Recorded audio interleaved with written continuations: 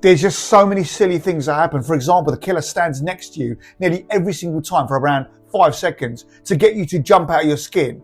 But 1 minute, instead of doing that every single time and then letting them fight you or escape, why don't you just kill them rather than wasting all of those 5 seconds throughout your serial killer life? Just think of all that wasted opportunity, you serial killer. Hello guys, welcome to my film review channel. Now I know what you did last summer, 2025. If karma's a killer, then I'm basically on life support. Teddy, that's enough mate, sort it out. That kind of cheesy line hit the screen like a soggy tortilla, meant to be dramatic, but ended up as a punchline to a scene that no one was laughing at. So here we have it, 28 years after the original slasher made beach towns terrifying. I Know What You Did Last Summer returns with a 2025 update that's equal parts glossy nostalgia and then Gen Z chaos.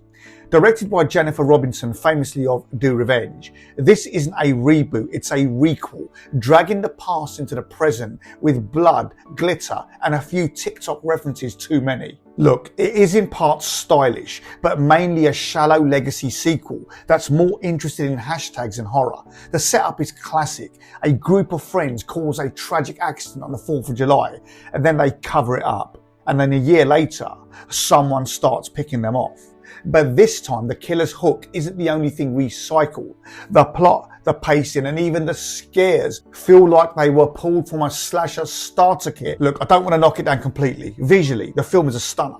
Southport has been reimagined as a coastal influencer paradise with drone shots of beach parties, moody docks, and pastel sunsets. There were moments when I was salivating like Cujo, drooling at the scenery and setting as the cinematography leans hard into aesthetic, and it does work until the horror kicks in. The film then starts to get going, and by that stage, the tone stumbles, and well, it doesn't really recover. There are a few standout moments, but even then they were predictable. I've seen it all before, if not occasionally punchier. For example, there's a bridal shower that turns from bubbly to bloody in seconds. It's one of the few scenes where tension actually lands, and I was nodding my head in mild satisfaction.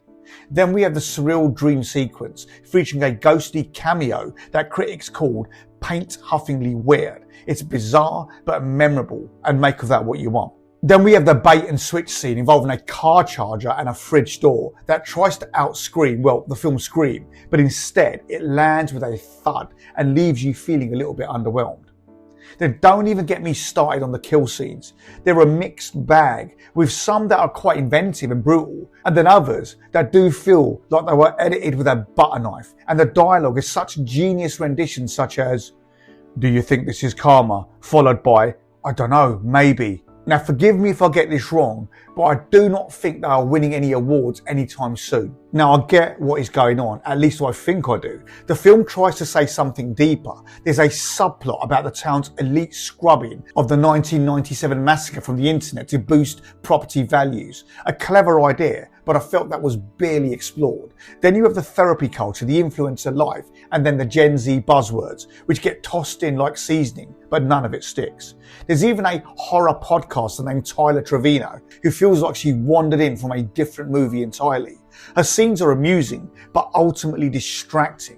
There are no long chases, no suspense building in this film, and no buy-in, no character development, just no chemistry amongst the cast. And even like I said, the kills just happen so quickly. Now overall, critics have mostly been unimpressed with this film, with one valued contributor calling it a vacuous slasher with clunky callbacks and unappealing characters. Now tell us what you really think. But then on the other hand, I've also heard critics say they love the nostalgia and the campy kills. Like I say, it's a bit of a mixed bag. Look, if you're here for the high art, then just keep on walking. But if you love the original and enjoy a side of different with your horror and don't mind yelling, "Why would you go in there, you're flaming," at the screen, you'll probably have a good time.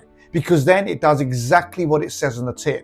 The film is just not great, but it's not boring either, and there will be moments that do entertain you. Now, bearing in mind the 90s nostalgia, the film forgets to craft characters that actually matter, and there are moments in this film that will test the boundaries of suspended disbelief. You will see what I mean when you watch it. Now, another point I want to make, the friends all just seem weird as a group, not cohesive or convincing either. And on top of this, there are a few casting cameos from the original that would tweak the odd nostalgic pang, but even the returning characters were treated with a holy reverence that felt like their inclusion was just a waste of time. So my final thoughts and verdicts on this bad boy are that this latest sequel is flashy but without depth, and overall it has some fun moments which then fizzle into nothing.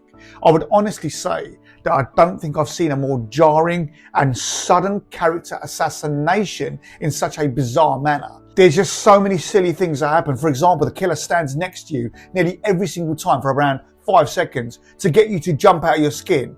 But 1 minute, instead of doing that every single time and then letting them fight you or escape, why don't you just kill them rather than wasting all of those 5 seconds throughout your serial killer life? Just think of all that wasted opportunity, you serial killer. So there's nothing original here. You've seen this movie thousands of times before, and every single godforsaken version was better. Then just remember the cheesy dialogue. Oh my God. This gets a final Smiles and Cries verdict of 3 out of 10, and that is being generous. Guys, I hope you enjoyed that review. Don't forget to join me for the next one. See you then. Cheers.